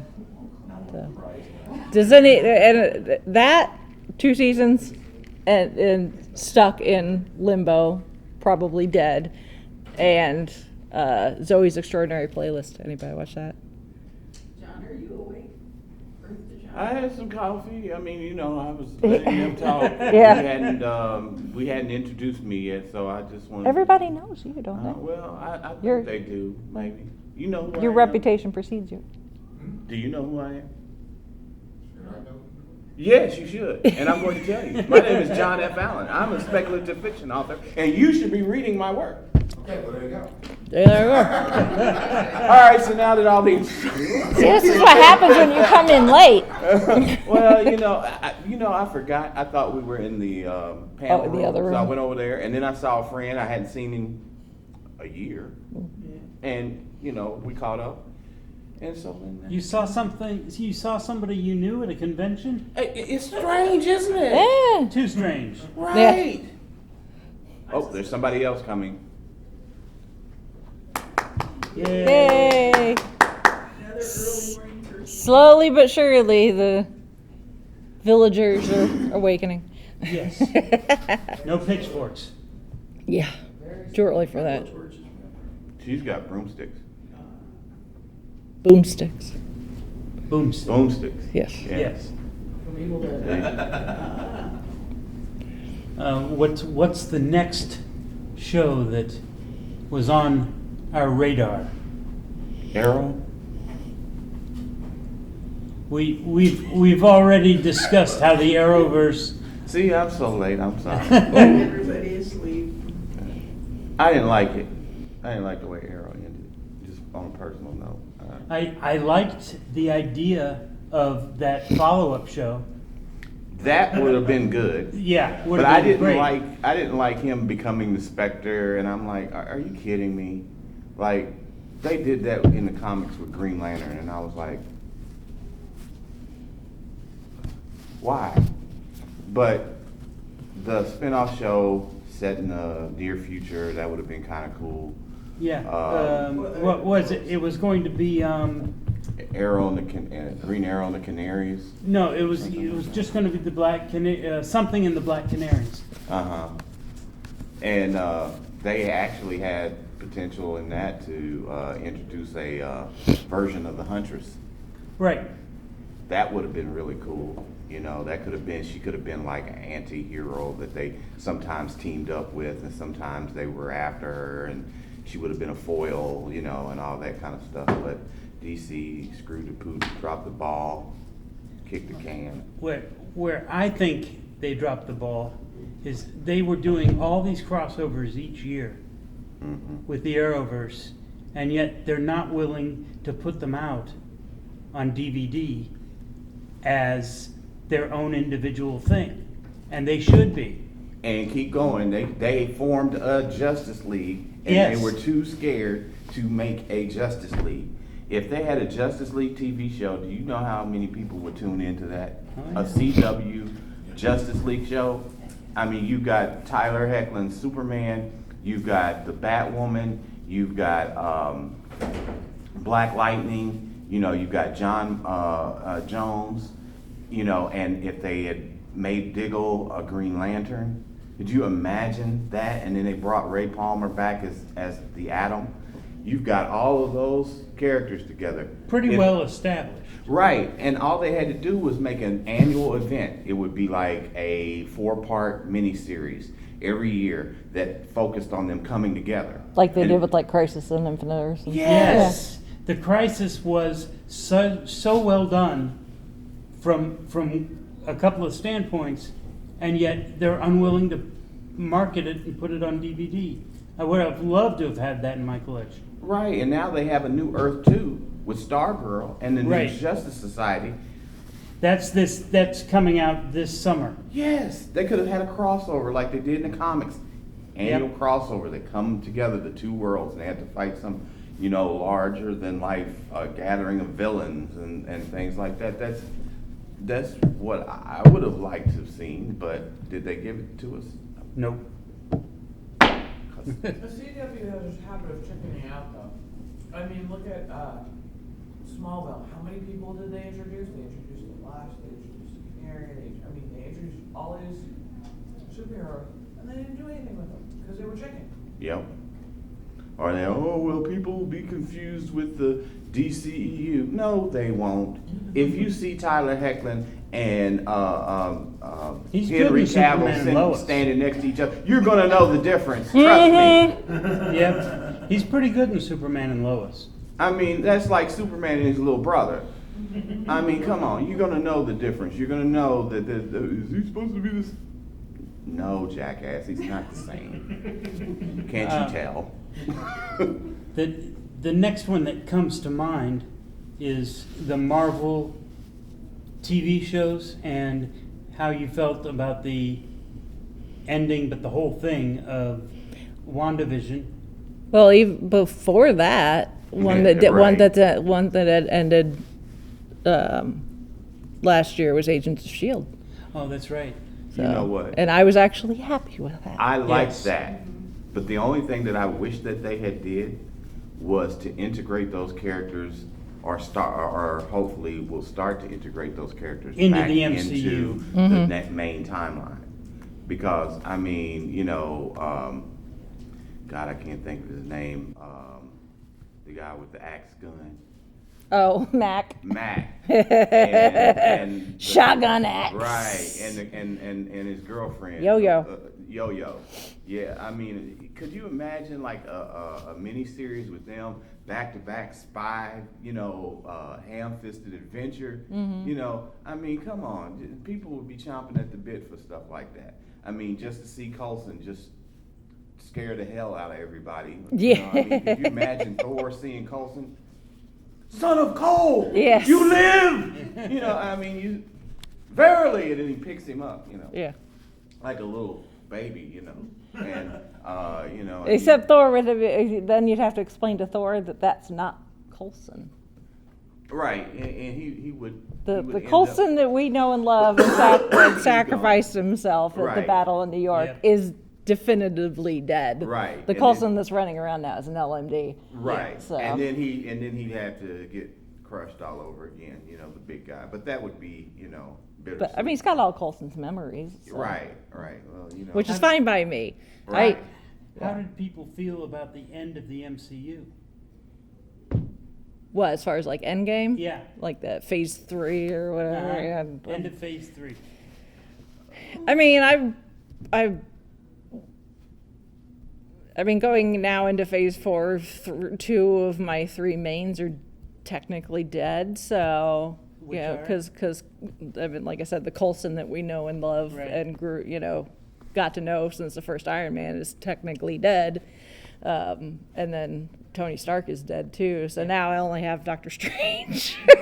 Well, but that's the next big movie. Yeah. After Black Widow. Yeah. So I'm greedy. I'm greedy. I wanted to like see my more. mains, I keep killing them off after like 10, 15 years, but still, I wanted to see more Steve Rogers Cap. I wanted to see more RDJ Iron Man. I wanted to see more Scarlet Black Widow. But they did it in a way that was dignified. I think that and, they did. And they did Tony more. justice with the way they did it. The idea is leave him wanting more as you move on to your next series of events. Yeah. Right. And passing on the torch to a younger generation of heroes. Young Avengers is coming. And Right. Yeah. I mean, as much as I love Robert Downey Jr. as Tony Stark, I mean, he's getting up there in years, so. Yeah, but he still looks good though. Yeah. But I mean, I would have been happy just to have like Tony set aside Iron Man and just be like the financial guy. Right. on the side. Because he was anyway. He was paying for everything anyway. Right, yeah. And mentor Riri Williams. Yeah. Right, and be astonished by her brilliance. Yeah, but somebody, I mean, really, to wrap up the whole like infinity thing with Thanos, somebody was going to have to pay the ultimate sacrifice. And I knew going into it, it was either going to be Steve or Tony. And, you know, because I like Tony better, I'm team Stark. I was hoping that it was going to be Steve. But Yeah, I think she is. Yeah. She inherited the whole. Right. Who? She could be the Pepper new Potts. Iron Man. Oh, Pepper Potts, yeah. Yeah, and then. well, they've got Shuri now, though. Yeah, Wakanda's open. Yeah. They've got a lot of money, and they obviously have the technology. I mean, Sam's suit as a new Cap came from Wakanda. We know that Shuri is the one that hooked him up with that at the end of the day. So I think Shuri and Wakanda are probably going to step in at least a little bit as far as the technology and resources available to them. Resources, but as far as the leadership, it's going to be Spider-Man. Yeah. Well, and that's going to break off into two factions, because you have Cap getting his technology from Wakanda, but you have Riri Williams and Spider-Man still getting technology from Stark. Yeah. Stark so Industries. I think that depending upon what the situation, you're going to have like your young Avengers getting the support from Stark Industries, and then the still kind of older that we still, you know, the grown-ups, you know, Sam and Bucky and all that they're probably going to be supported by Wakanda. So. Gonna open up a can of worms, I think. It's a movie series that ended since last InConJunction, but Star Wars. What time is it? We've got 20 minutes. That's not enough time. Yeah. If you're more excited about the past in the Star Wars franchise being revisited than the future. Yeah, when you've got something like The Mandalorian, which takes place pre-new trilogy, you're like, and I want more of this, please. And it's so well done. Yeah. Right. And they can't match what the Mandalorian's providing. Yeah. And then you've got although the cartoons are still holding their own. If you've watched the Bad Batch, right? It's really good. I have not seen it. But if you look, Lucasfilm did with the cartoons and with the Mandalorian the same thing that the MCU kind of did, and have the master showrunner overseeing the whole thing going on there. Yeah. As opposed to the movies where they didn't make that plan. They farmed them out. And so it resulted in that very disjointed feel that we ended up with, where things weren't matching up and the canon wasn't really straight. And I think Lucasfilm missed the mark on that after Disney took them over, because they weren't paying a lot of attention to that overall feel, which is one of the things the MCU does incredibly well, and one of the things that those cartoons for Star Wars are doing really, really well. Is it Dave Filoni? Jon Favreau and Dave Filoni. Jon Favreau. Okay. So, but like I said, but Kathleen Kennedy, unfortunately, is not Kevin Feige or Jon Favreau or Dave Filoni. No. So. And so it's kind of one of those. It's like I've heard some complaints from people that they're bringing too much from the cartoon series into the Mandalorian. But I'm like, well, but it only makes sense because Dave Filoni is writing a lot of those episodes. Oh yeah, I mean when they were like, we're getting live action Ahsoka Tano, I'm like, I am there. Yes. That I still can't wait for that. Who's the actress? Rosie Perez? Rosario Dawson. Yeah. Okay. Yeah. But The Mandalorian, did that end? No. Definitively? No. No. It's got a third season. Eventually, yeah. Right. Okay. It's being set aside for a spin-off. Right. With another Mandalorian. Why is it that big houses can either do TV really well? Ooh, that sounds like that sounds fun and loaded at the same time. Yeah. Exactly. Yeah, we started with Supernatural and it just went from there. Oh boy. I had a feeling Supernatural was going to be either the main I'm sure Supernatural one or... is pretty heated. Yeah. Yeah, it was an interesting discussion, especially with Supernatural, which if you've listened to our episode talking about the end of Supernatural, you know that the series finale was quite divisive for a lot of people. Yeah, it's unfortunate that things happened the way they did because of the pandemic. So it's kind of hard to really put a lot of fault on people because of that, because it was a very unfortunate situation. And we did talk about Prodigal Son too. There's a couple of people in the audience that are like, oh yeah. So we're like, speculating on the ending of that and what everything meant. So, but yeah, once again, different opinions all over the place, but everybody was respectful, which I can totally. That's good. I'm totally appreciative, especially when you're getting into things like series finales. So, yeah. So, but that was my last panel for the entire weekend, and then I was just at my table for the rest of the day. I wandered the vendor hall a few times, to keep the legs stretched and that sort of thing. But for the most part, if I was not at a panel, I was at my table, unless I was going to the bathroom. But yeah, that's neither here nor there. And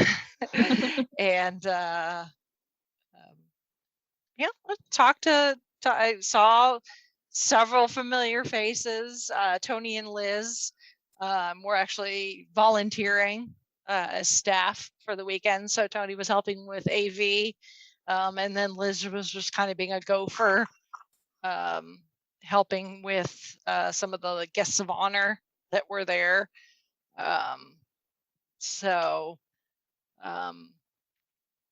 Unfortunately, I missed all the presentations by the guests of honor,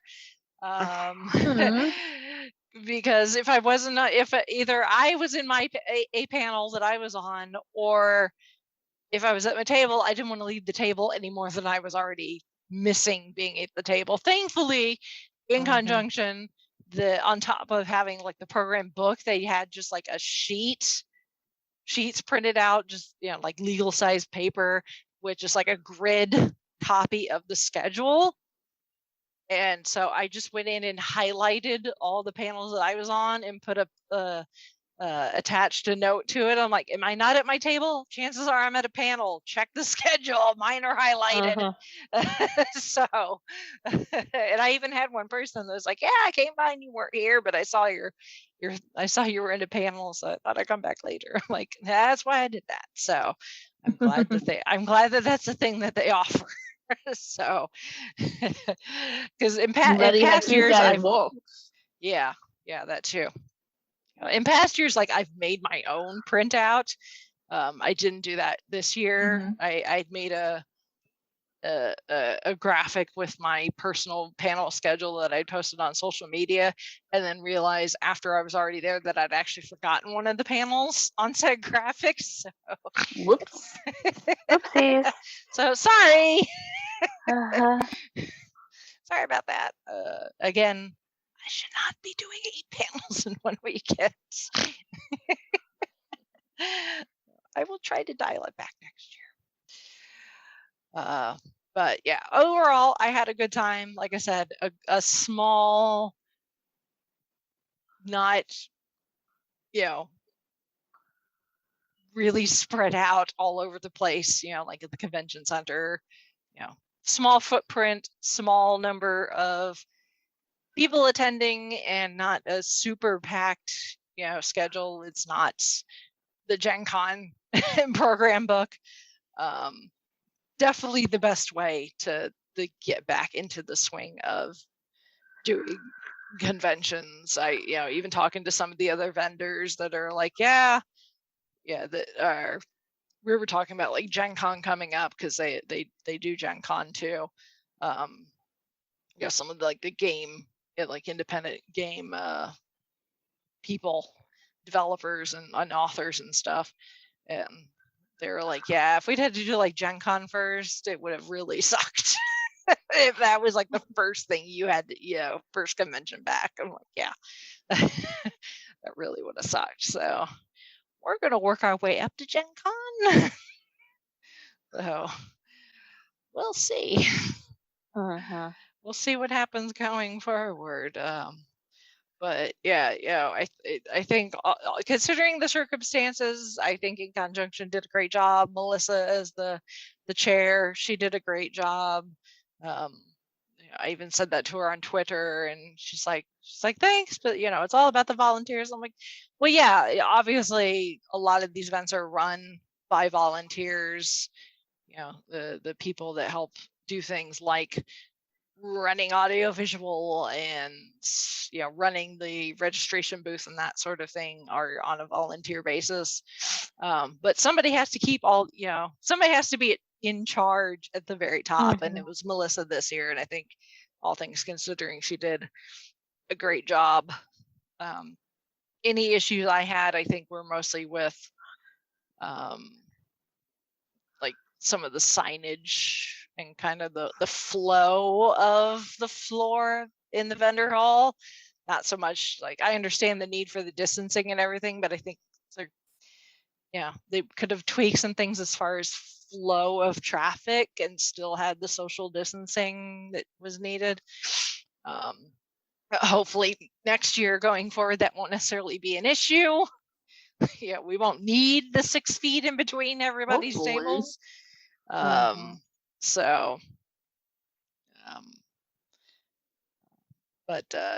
I really don't have any complaints, and I was excuse me. I've talked myself. My throat is like, I'm done. Stop talking. Try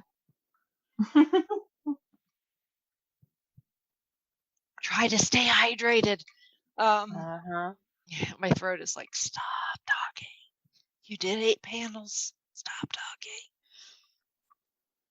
Anyway, yeah, I'm happy. I was just happy to be there.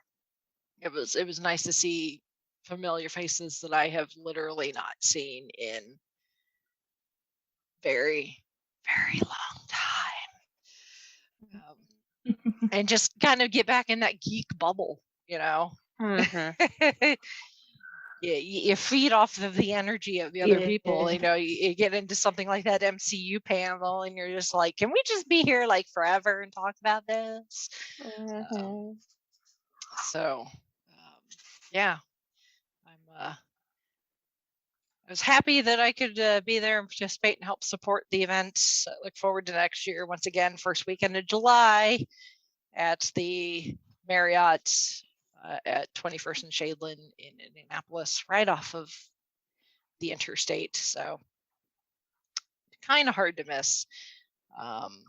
And yeah, so next up, PopCon, which is a whole other ball of wax. It's still not Gen Con sized, so we're working our way up. We've had our appetizer, and now we're going to work on to the salad portion, and then Gen Con is going to be like the full meal, like the buffet. So InConJunction is like tapas, where it's just like finger foods. PopCon is just like a reasonable meal, salad, reasonable size entree, maybe a dessert. Gen Con is the full buffet. We're not quite ready for that yet. So. I'm still looking forward to should I go back for seconds or not? Exactly. Exactly. So, but I'll worry about that when September rolls around. Oh. All right. Well, if any of our listeners have dipped their toe back in the convention waters and want to give their 2 cents on what their experience has been like, you can send us an email email address is 5ishfangirls@gmail.com, or you can connect with us on any of our other social medias, which the links to all of those are on our website, which is the 5ishfangirls.com. And of course, podcasts can be found pretty much on any app platform that allows you to get podcasts. There's also the link to the book club, our Traveling the Vortex Doctor Who book club, so you can go join in the conversations with that, in the poll, if there happens to be one at the moment. If you would like to financially support us, there's a number of ways you could do that, including Patreon, our Audible affiliate link, our Amazon affiliate link, our Redbubble merch shop, and of course, there is Patreon also for Gold Standard and for Southgate Media Group as a whole. So any of those will support some pretty amazing podcasts, if I do say so myself. I might be a little biased because, I know these people, but Let's say you either been on, part of it, on them, or you know the people. Exactly. In some way. Exactly. So when we say the Southgate Media Group family of podcasts, we mean that. The family part. So yes. So there is that, and as far as I know, I'm not doing any panels at PopCon this weekend. I didn't submit anything. I didn't submit anything, and and as far as I know, nobody's volunteered me for anything.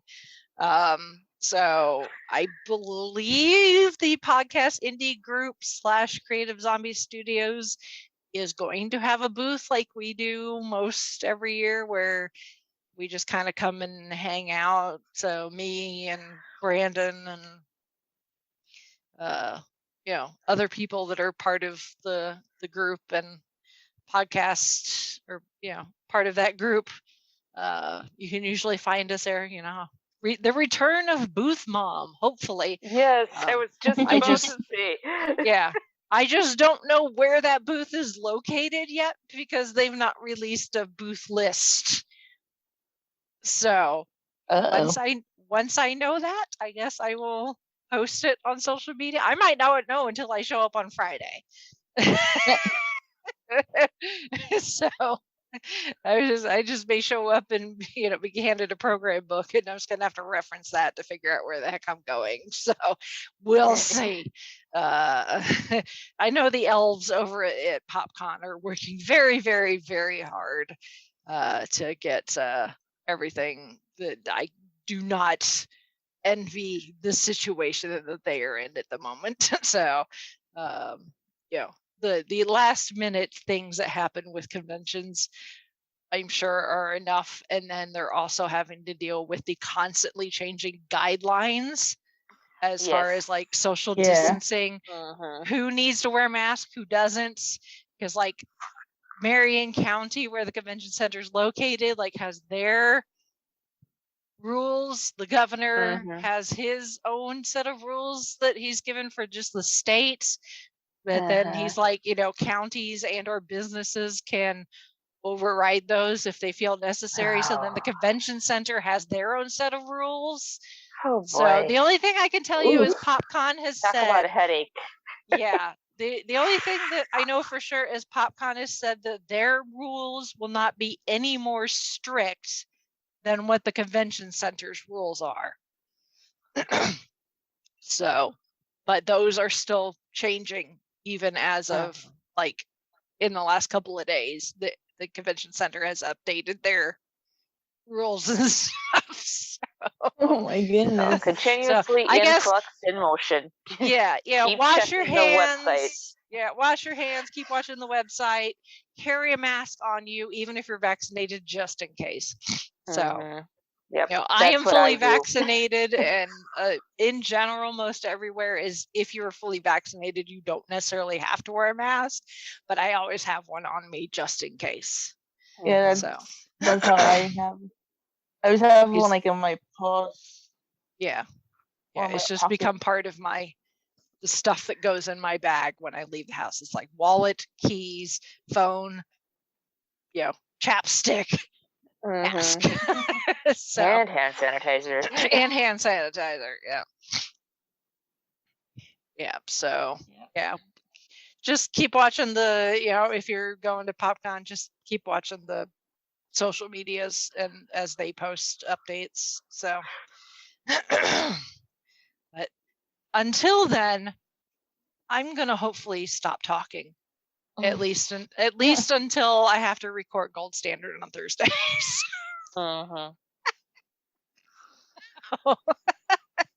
So we'll be back next week with my recap from PopCon.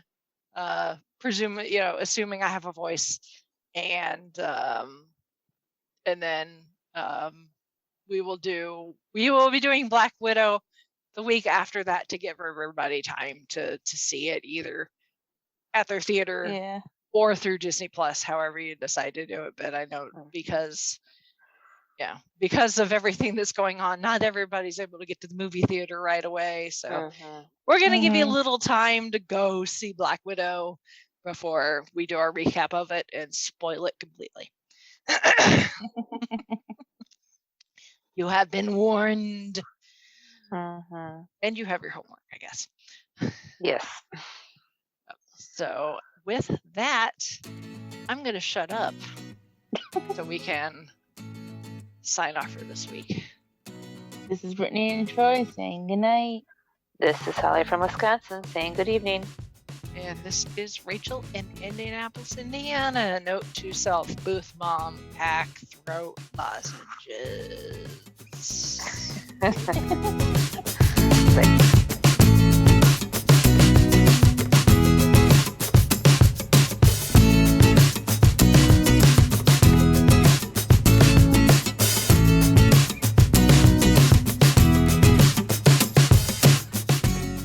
You have been listening to the Five-ish Fangirls podcast. You can find more episodes and information at thefivishfangirls.com. Any and all books, movies, games, and any other forms of media mentioned are owned and operated by the respective copyright holders. No copyright infringement is intended or implied. If you wish to support the show, the easiest way is to leave us a rating and review. More ratings and reviews will make it easier for others to find the show. If you wish to support us monetarily, you can do so at patreon.com/5ishfangirlspodcast. All money goes towards fees and equipment to keep the show going. For official Five-ish Fangirls merchandise, visit redbubble.com/people/5ishfangirls. We love hearing from our listeners and encourage feedback. You can email us at fiveishfangirls@gmail.com. You can also like and follow us on Facebook at facebook.com/5ishfangirls. Thank you so much for listening, and may the squee be with you.